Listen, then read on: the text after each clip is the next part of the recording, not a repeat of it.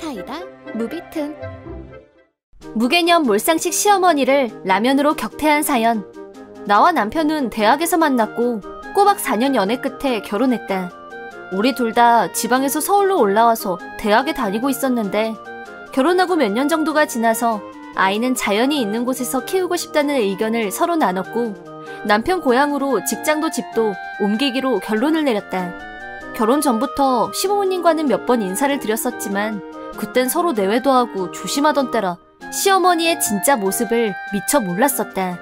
하지만 시댁 근처로 이사 온 후 본격적으로 시어머니의 몰상식하고 무개념인 실체를 알게 됐다. 남편이 출근하고 애들을 어린이집에 보내고 난 후 일주일에 몇 번 정도 파트근무를 했다. 시어머니는 내 파트근무 스케줄을 알려달라고 성화였고 성화를 할수록 이건 좀 아니다 싶은 거부감이 생겨서 적당히 둘러대고 넘어갔다.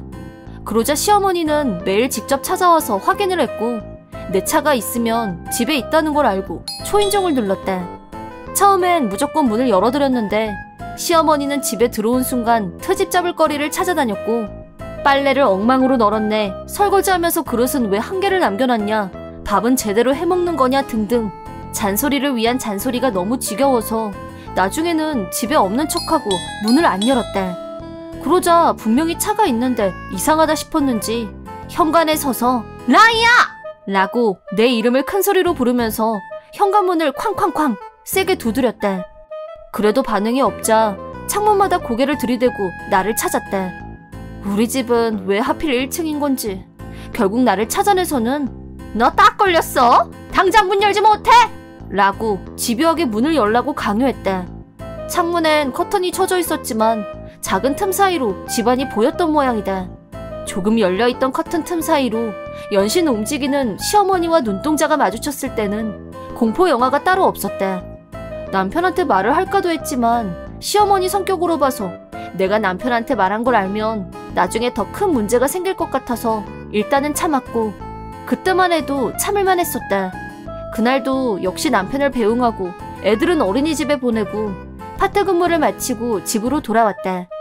바빠서 점심때를 놓쳤기 때문에 간단하게 뭐라도 먹으려고 부엌으로 갔는데 집에 밥이 하나도 없는 걸 발견하고 아무거나 먹자 하고 여기저기 뒤적이다가 남편이 비상식량으로 사다 놓은 컵라면을 발견했다. 시간이 벌써 2시였기 때문에 저녁밥 전에 간단히 먹기 적당하다고 생각하고 있었는데 초인종이 울렸다. 불길한 예감밖에 없었지만 역시나 시어머니가 또 찾아온 거였고 있는 거 다 아니까 어서 문 열어! 라고 엄포를 놨다. 문 안 열어주면 옆집에 민폐를 끼칠 게 뻔했고 문을 열자 시어머니는 회심의 미소를 지으면서 안으로 들어왔다. 들어오자 트집거리 사냥에 들어간 시어머니는 식탁 위에 있는 컵라면을 발견.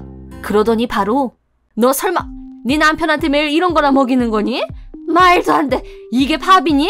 라고 흥분. 여러모로 선을 넘었다. 인스턴트도 필요할 때가 있고 설마 이걸 매일 주식으로 해결할 리도 없는데 시어머니는 혼자 그렇게 단정짓고는 내가 너 이럴 줄 알았어. 음식 제대로 안 해먹고 살 줄 알았다고. 맨날 이런 거나 사다 나르면 너야 편하겠지. 그런데 그럼 주부 자격 실격 아니니? 불쌍한 내 아들 손주들. 아유 내 새끼들. 라면서 혼자 신이 나서 방언 터진 것처럼 떠들어댔다. 참다 못한 나는 라면 건더기 일부를 시어머니 이마 위에 올렸다. 딱 붙게. 그러자 시어머니가 아 뜨거! 너 뭐하는 짓이야? 라고 비명을 질렀다. 이어서 다른 건더기도 꺼내들자 아무 말도 안 하고 그대로 주랭랑을 쳤다. 솔직히 이미 적당한 온도로 식은 상태였고 그 정도면 화상 입을 걱정도 없을 것 같았지만 그래도 모르는 일이라 퇴근해서 돌아온 남편한테 상황 설명을 해줬다. 물론 이 사건의 배경을 설명하지 않을 수 없어서 그동안의 일들까지 있는 그대로 말해줬다. 아무리 그래도 결과적으로 내가 심했다고 뭐라고 한마디 할 줄 알았는데 남편은 내 얘기를 듣고 빵 터졌다. 와, 너 진짜 대단하다. 어머니 표정을 내가 봤어야 되는데. 화 안 내? 내가 왜 화를 내? 잘못은 어머니가 했는데. 내가 회사 일 바쁘다고 집안일도 못 돕고 애들 육아도 당신이 독박 쓰고 있는데 파트 근무까지 하면서 열심히 살고 있는 사람 도와주지는 못할 망정 트집이나 잡는 어머니가 잘못한 거지. 그래도 어머님 화나서 당신한테 연락할지도 몰라. 그럼 오히려 땡큐지. 괜찮으니까 당신은 아무 걱정하지 마. 그동안 힘들어하는 것도 몰라주고 내가 오히려 미안하다. 이 문제는 나한테 맡기고 걱정하지 말고 있어. 남편이 알게 되면 상황이 더 나빠질지도 모른다고 걱정했었는데 내 걱정과는 달리 남편은 내 입장을 이해해주고 미안하다고 사과하면서 앞으로 다시는 이런 일이 없게 하겠다는 약속까지 했다. 남편이 그렇게 말해준 건 고마웠지만 정말 일이 그렇게 잘 풀릴까 한편으론 걱정도 됐는데 그날 이후로 시어머니의 발걸음이 뚝 끊어졌다. 며칠 동정을 주시하다가 남편한테 시어머니가 정말 찾아오지 않는다고 말하면서 어떻게 했길래 이렇게 효과가 좋냐고 묻자 남편은 그저 시아버지한테 사실대로 말했을 뿐이라고 했다. 시아버지한테 일부러 잔소리를 하러 와서 청소며 음식 하나하나까지 트집을 잡는다고, 심지어 간단하게 컵라면 먹는 걸 보고는 할 말 못할 말 다 하고 갔다고 전했다고 한다. 그러자 시아버지가 불같이 화를 냈다고 한다. 나도 이번에 처음 알았는데 시아버지는 결혼 후 시어머니가 만든 음식을 맛있게 먹어본 적이 없는데 이유는 시어머니가 워낙 요리 솜씨가 없어서 제대로 된 집밥을 먹어본 적이 없고 그러다 보니 컵라면으로 끼니를 때운 적이 많았다고 한다. 하도 많이 먹다 보니 남편은 컵라면 마니아가 됐다나 뭐라나. 시아버지도 몇 끼 참고 인내하며 어쩔 수 없이 먹고 살고 있는 형편인데 가끔 도저히 그마저 불가능하면 맛있는 컵라면으로 식사를 해결하고 계신다고 한다. 따라서 남편이 컵라면을 먹게 된 첫 번째 책임은 전적으로 시어머니에게 있다고 할 수 있으며 본인 요리 솜씨도 형편없는 주제에 어디서 지적질을 하고 돌아다니냐며 시아버지가 노발대발했다고 한다. 시어머니 요리가 어떻게 맛이 없냐고 물어보자 맛의 조화나 균형감이 전혀 없는데 레시피를 보면서 만드는 것도 귀찮아해서 뭘 만들어도 맛없는 음식이 되는 똥손이라고 했다. 예를 들어 나 같은 주부들이 인류 요리사가 만든 것 같은 소스를 만들고 싶어도 무엇을 어떤 비율로 넣었는지 전혀 알 수가 없고 대강 상상으로 흉내만 낼 뿐이지만 시어머니는 평소에 먹는 모든 음식을 그렇게 대강 어떻게 만들어야 하는지 모르고 손만 움직인다고 한다. 시아버지나 남편이 요리책이라도 보면서 만들라고 아무리 말을 해도 시어머니는 왜 남의 레시피를 따라하냐면서 이상한 고집을 피웠다고 한다. 참 대단한 사람이란 생각이 든다. 시아버지는 어떻게든 먹어보려고 이것저것 나름 조미료를 첨가해서 드셨다고 하는데 남편은 일찌감치 집밥은 포기했다고 한다. 하지만 새끼를 다 사 먹을 돈은 없었고 자연스럽게 다양한 종류의 컵라면을 즐겨 먹는 사람이 되어 있었다고 한다.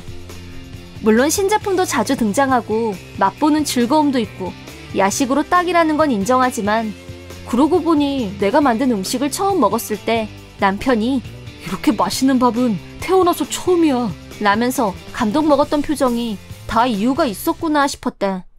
또 언젠가 시아버지가 식탁에 혼자 앉아서 라면을 먹고 계시는 모습을 본 적이 있는데 그것도 다 이유가 있었다는 걸 알게 됐다. 이번 일을 계기로 시아버지는 시어머니한테 본인 요리 솜씨가 얼마나 똥손인지 제대로 알고 주제 좀 파악을 하라고 어찌나 호통을 치셨는지 시어머니가 끝내 눈물을 쏟았다고 한다. 그 결과 우리 집에 찾아와서 지적질할 기운도 없고 집안에 틀어박혀서 지내는 중이다. 주부로서 자기가 만든 음식이 맛없단 소리를 들으면 상처받는 것은 당연한 일. 또 시아버지한테 앞으로 아들네 찾아가서 잔소리할 생각은 꿈에도 하지 말라고 철저히 야단을 맞았다고 하니 이제 우리 집에 찾아와서 초인종 누를 일은 없을 듯하다. 나한테 시어머니 갑질만 안 했어도 본인한테 이런 불똥은 안 튀었을 텐데 다 자업자득이고 요즘 자주 듣는 메타인지 좀 하고 살자고요.